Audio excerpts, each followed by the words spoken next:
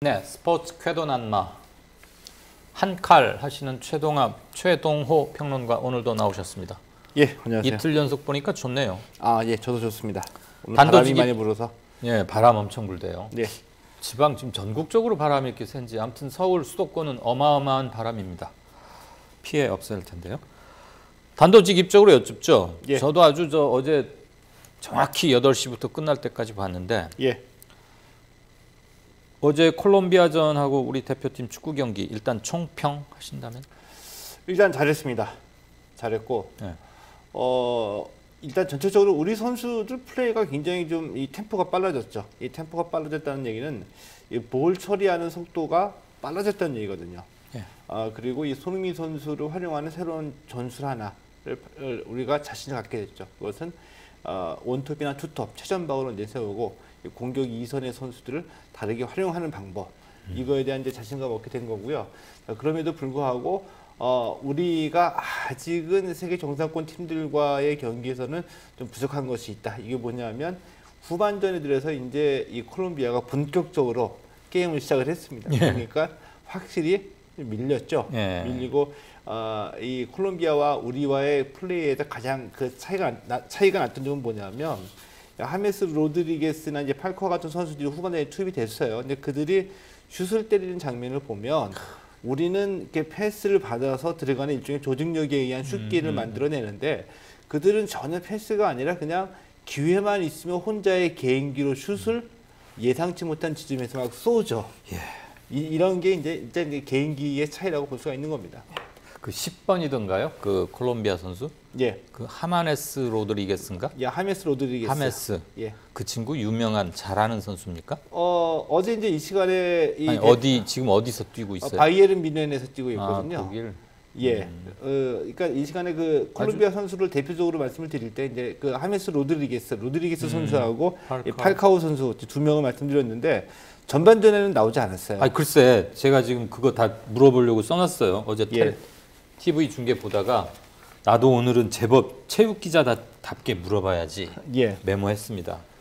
총평은 그렇고 이렇게 말씀하실 줄 알았고 예. 우리가 이기면서도 스코어는 우리가 먼저 선취골도 넣고 그쪽이 따라왔지만 곧바로 다시 2대1 뒤집고 스코어는 계속 이겼는데 경기 내용은 계속 끌려가는 경기였고 후반전에 그랬죠. 특히 전반전에도 좀 이기면서도 헉헉대던데요. 그리고 볼 점유율도 아무래도 그쪽이 높고 예. 이런 게 말하자면 결국 두 팀의 아직은 있는 실력 차이 또는 개인기 차이입니까? 실력 차이라고 볼 수도 있습니다. 실력 차이라고 볼 수도 있는데 그런데 후반전에 우리가 거의 그 주도권을 내줬죠. 예. 내줬는데 쩔쩔매다가 이긴 거 아니에요? 예. 근데 쩔쩔매다가 이겼는데 그게 왜 중요하냐 하면은 예. 그래도 실점을 하지 않고 버텼다는 게 중요하거든요. 그러니까 뒤집어서 얘기하면 우리가 이제 월드컵 본선 같은 경우에 나갔을 때 비기거나 이기고 있다가 후반 30분 이후에 무너진 경기가 너무나도 많았습니다. 그러니까 이 경기를 이 스코어 그대로 마무리를 져야 되는 시점에서 버티게 들어갔을 경우에 예. 쩔쩔매더라도 실점을 하지 않고 그 경기를 그대로 스코어 그대로 마무리하는 것도 굉장히 중요한 능력이거든요. 그렇죠. 그렇죠. 근데 우리는 그게 우리 좀 그동안은 못했는데 어제는 옛날과는 좀 달라졌다. 예, 어제는 그래도 실점하지 않고 버텼다. 물론 어떻게 실점하지 않았느냐? 결정적인 선방이 있었죠. 조현우 골키퍼의 그 그림 같은 슛이었습니다. 전혀 예측하기 힘든 지점에서 휘어져 들어오는 거기 때문에 이 골키퍼가 참 막기 힘든 슛을 조현우 선수가 막아냈어요. 이런 조현우 선수의 한 2개 정도의 이 선방 때문에 슈퍼 세이브. 예. 선방 때문에 동점을 허용하지는 않았지만 그래도 그 스코어 그대로 유지하는 것은 대단한 저력이었다. 이렇게 알겠습니다. 보는 거죠. 역시 그 전문가와 비전문가가 똑같이 1시간 반 동안 텔레비전을 보긴 봤는데 전문가와 비전문가의 차이가 그거네요. 아까 손흥민을 최전방 공격수로 활용하면서 2선에서 그를 돕는 선수들의 움직임 이런 것들이 예전과 변한 것이다 이렇게 말씀하셨는데 예. 저는 그런 건 눈에 뭐 안 들어왔고 손흥민이 저 첫 골 넣고 나서 한 2분 있다가 또 한 번 슛했는데 그 골 포스트라고 골 그러나요? 포스트 이게 기둥. 골 포스트고 크로스 위는 바. 크로스 바. 오케이. 예. 예. 이렇게 서 있는 거. 예. 그거 맞고 이렇게 골 안으로 들어가는 골인데 저리 가더라고. 근데 너무 아까워서. 예.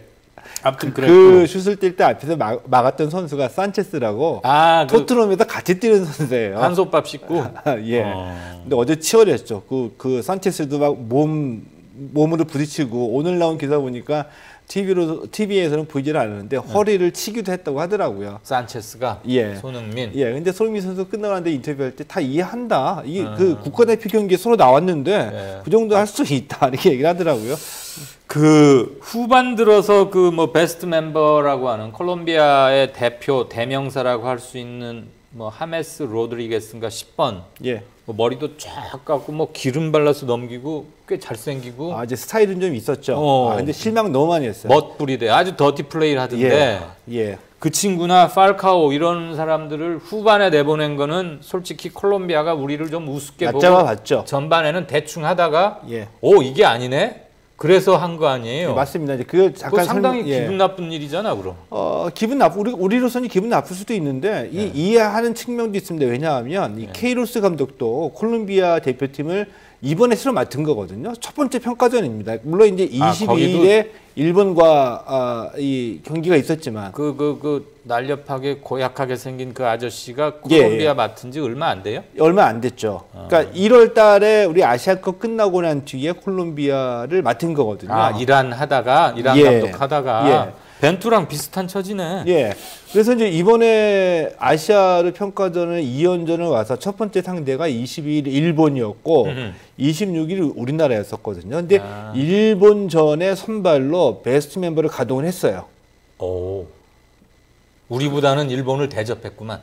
그렇게 판단한 거겠죠. 네. 그리고 우리와는 선발로 이번에도 이제 그 콜롬비아 입장에서 보면은 이제 새로운 선수들이 많이 선발이 돼서 이들을 테스트를 해봐야지 되니 이들을 일종의 1.5군을 선발로 내보낸 거죠.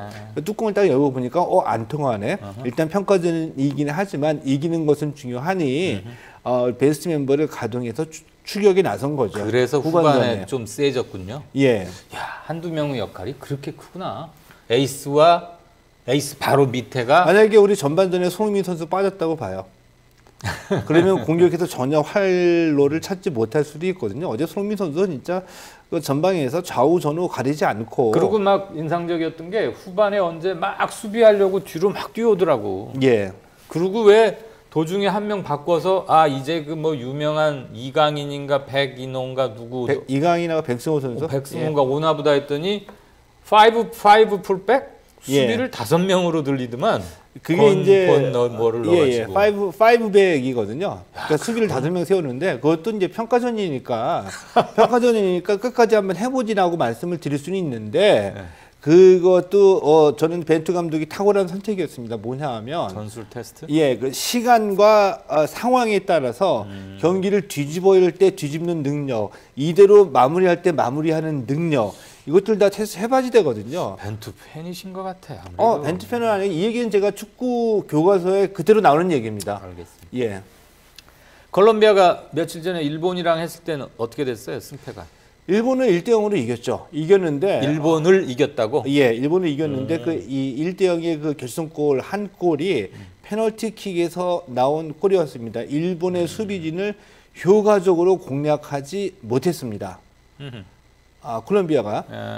그래서 이제 뭐 일본도 좀 아깝게 졌다 이런 말은 나오기도 나왔었는데 일본으로서 선전했다고 볼 수도 있죠. 왜냐하면 베스트 멤버를 가동한 콜롬비아를 맞아서 아쉽게 졌기 때문에 PK로 내줬으니까 콜롬비아 그 세다는 공격진이 일본 수비진을 유린하듯이 막 헤집고 다니지는 못했다. 전반전 중에 무슨 파울이 있어서 그냥 페널티킥을 얻어서 겨우 이겼다. 예, 그렇습니다. 네. 전반적으로 이제 콜롬비아가 주도한 경기이긴 했지만 그렇게 원사이드하게 결정짓지는 못했죠. 마지막 질문 여쭙겠습니다. 벤투 대변인 같아서 말 조심해야 될 것 같아.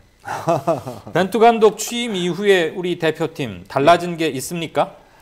흔히 지적되어 온 한국 축구의 고질병 고쳐져 가고 있는 와중이라고 보십니까? 첫 번째 이 한국 축구의 고질적인 병, 골 결정력이죠. 그거에다가 수비 못하고 예. 우왕하면 한꺼번에 무너져가지고 그냥 잘 하다가 쫙 주저앉는 거. 골 결정력은 지금 꼭 그렇게 나아졌다라고 확언하기는 힘들죠. 확언하기 힘들고 수비가 좋아진 것은 틀림이 없습니다. 그래요? 예, 수비가 좋아진 건 틀림이 없고 그다음에 가장 큰 변화 중에 하나 저는 템포라는 게 무엇이냐면은 이 볼을 처리하는 속도예요. 근데 이전에는 굉장히 느렸어요. 근데 우리 선수들이 과거에 박지성이나 우리 뭐 설기현 기타 등등 지금까지 이청용 선수까지 프리미어리그 가가지고 굉장히 처음에 경기 뛸 때 어려워하는 게 뭐냐면 패스 능력? 패스 무슨 이 몸싸움 여러 가지가 있지만 첫 번째 정신이 없다 그래요. 워낙 빠르게 돌아가서.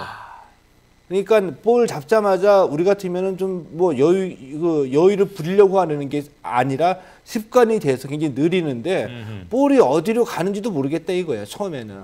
그렇게 빠른 속도로 경기를 진행하거든요. 이거를 못 쫓아가요.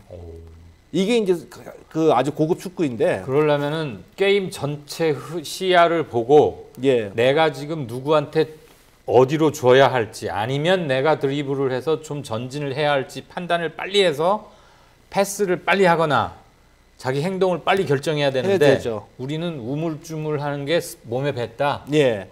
그랬다가 더군다나 이전에 우리 축구 대표팀 감독이 이 볼 점유율, 쓸데없는 점유율을 그 강조했기 때문에 일단 공은 우리가 갖고 있자. 그래서 의미 없이 그냥 횡 패스가 많아지고 하다 보니까 영양가 없는 볼 키핑만 맞습니다. 많았다. 예. 이 템포가 그 느려졌는데 사람이 누구예요? 그 감독이? 그 지난번 슈틸리케? 예, 슈틸리케 감독이요.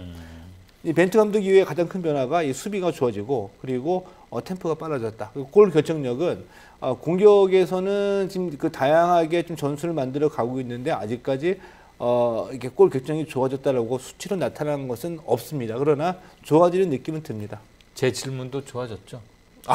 예. 확실히 경기를 본 거하고 안 본 거하고 이렇게 차이가 나죠. 봤는데 아주 분통 터졌어요. 근데 그 케이로스가 우리하고 참 그 인연이 많은 감독이에요. 악연이라며요. 악연이라고 보통 얘기를 하죠. 근데 그 인연은 보통은 이제 그 이란 대표팀 감독 때부터 얘기가 되는데 거슬러 올라가면 1991년으로 시작이 됩니다.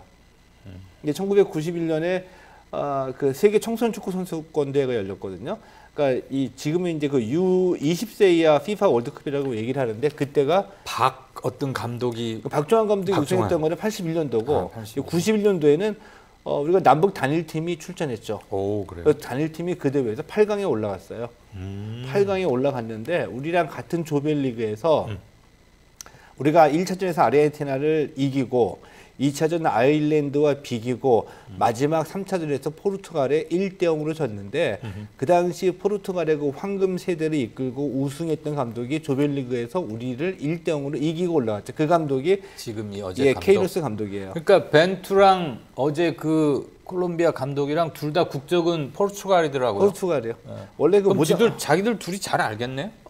스승과 제자의 사이죠. 그럴 정도예요. 그러니까 거기서 우승하고 난 뒤에 케이로스가 대표팀 감독을 맡았거든요. 그 대표팀 감독을 맡으면서 이 벤투라는 선수를 처음으로 국가대표로 선발한 장본인이 바로 케이로스입니다. 아버지 같은 스승이네. 근데 그 벤투는 이제 대표팀으로 뛰다가 2002년이 돼가지고 대표팀의 주전 수비수가 됐거든요. 그래서 이제 한국에서 한국에 왔어요. 근데 이 2002년에서 우리나라가 폴란드, 미국, 포르투갈하고 같은 조였었거든요. 3차전을 우리가 포르투갈하고 했죠. 그때 박지성이 맞습니다. 이렇게 볼 넣고 히딩크하고 달려갔었죠.